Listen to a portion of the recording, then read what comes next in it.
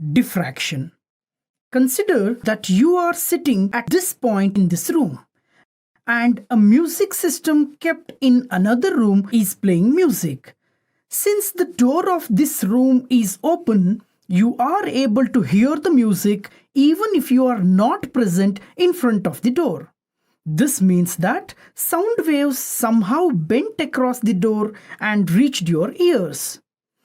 This phenomenon of bending of wave around the corners of an obstacle or aperture is called diffraction of a wave. The process of diffraction can be explained using Huygens principle. When the waves from the music player reach the opening, according to Huygens principle, every point on the wavefront will act as source of secondary wavelets. The waves coming from these sources will again propagate in all directions. Some of these waves reach your ears, making the music player audible. Now, the extent of bending depends upon the value of wavelength compared to the size of the opening. If the opening is much larger than the wavelength, then the bending will be almost unnoticeable. But if the opening is smaller than or almost equal to the wavelength of the wave, then the bending will be high. Now consider another situation where we have a light source instead of a music system. As we can see here, the light waves have illuminated only this part of the room. This means that the light waves did not bend to illuminate this region. This type of regions where a particular wave is unable to penetrate is called shadow region. Now, the question is, why did the light waves bend so least and sound waves bend so high?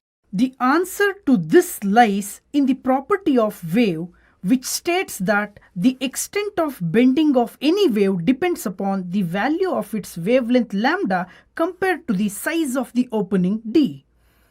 The bending of a wave or diffraction will be high only if the size of the opening d is either comparable to lambda or is smaller than lambda.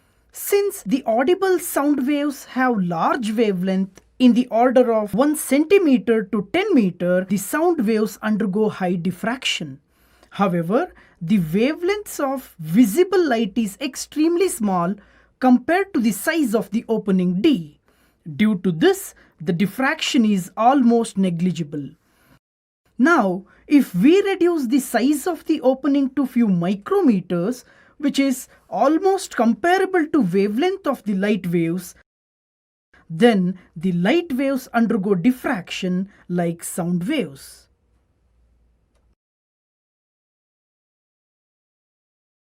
Fraunhofer's diffraction at a single slit. When a monochromatic light wave is allowed to fall on a tiny opening with size in few micrometers, the light undergoes diffraction. Now, if we place a screen in front of the opening, alternate dark and bright pattern is formed on the screen. Now let us discuss about the diffraction pattern formed by a monochromatic light source.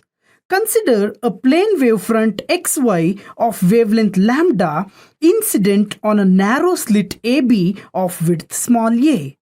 According to Huygens principle, every point on the wavefront at the slit will become source of secondary wavelets. Waves of same amplitude are emitted from these points in all directions. With the help of a convex lens L, all these waves are focused onto a screen placed at a distance d from the slit. A diffraction pattern is obtained on the screen, and the pattern consists of alternate bright and dark bands of decreasing intensity on either side of the central maximum. Now, let's calculate what causes these bands. Now consider a point O on the screen which lies on the perpendicular bisector of the slit. The wavelets that fall on the lens L1 parallel to CO converge on point O, since the waves from these points travel equal distances to reach point O. The phase difference between them will be zero. The waves superpose with each other and produce maximum intensity at O. This point O becomes the location of central bright fringe. Now consider an arbitrary point P on the screen. All the secondary waves from the slit AB make an angle theta with CO and reach the point P. The intensity at point P depends on the path difference between the waves. Now let us draw a perpendicular AN from the point A to this ray diffracted from B. Now the distance Bn gives the path difference between the secondary waves from A and B reaching point P. From triangle ANB, Bn by AB is equal to sin theta and Bn is equal to AB sin theta. Since AB is the slit width which is equal to A and Bn is the path difference, therefore the path difference is equal to A sin theta. Now, case 1. If the path difference between the waves is equal to lambda. To analyze this condition, let us divide the whole wavefront AB into two equal halves, AC and CB. Since the path difference between the secondary waves from A and B is lambda, the path difference between the secondary waves from A and C reaching P will be lambda by 2. Due to path difference of lambda by 2, these two waves will interfere destructively at point P. Overall, point P will be of minimum intensity and it is called first secondary minimum, and it is formed on either side of the central maximum. The angle of diffraction theta, for which the first secondary minimum is produced, is given by the relation A sin theta is equal to lambda, or sin theta is equal to lambda divided by A. Since theta is very small, sin theta is approximately taken as theta. Therefore, theta is equal to lambda by A. If the path difference between secondary waves from A and B is equal to 2 lambda, in this case, the wavefront AB can be divided into 4 equal parts. Now, every point in a part will have a point in its adjacent part, for which the path difference is 2 lambda by 4 or lambda by 2. Hence, all these waves will interfere destructively. In general, the angle of diffraction theta n for nth secondary minimum is given by A sin theta n is equal to n lambda, where n is equal to 1, 2, 3, 4 and so on. Now let us find the positions of secondary maxima. If the path difference between the secondary waves A and B is equal to 3 lambda by 2, in this case, the wavefront AB can be divided into 3 equal parts. The path difference between the corresponding points of the first two parts will be equal to lambda by 2. Therefore, they will interfere destructively. However, the wavelets from the third unused part will interfere constructively at point P to produce a weak first secondary maxima.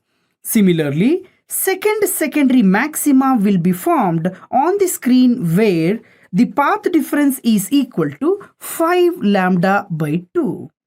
In general, the angle of diffraction for which the secondary maximum are produced is given by A sin theta n is equal to 2n plus 1 lambda by 2, where n is equal to 1, 2, 3, 4, so on. Now, let us look at the width of the central maximum. The linear width of the central maximum is the distance between the first secondary minimum on either sides of the central maximum at O. Linear width of central maximum is given by W is equal to 2 lambda d divided by A. Here d is the distance of the screen from the slit, A is the width of the narrow slit, and lambda is the wavelength of the light.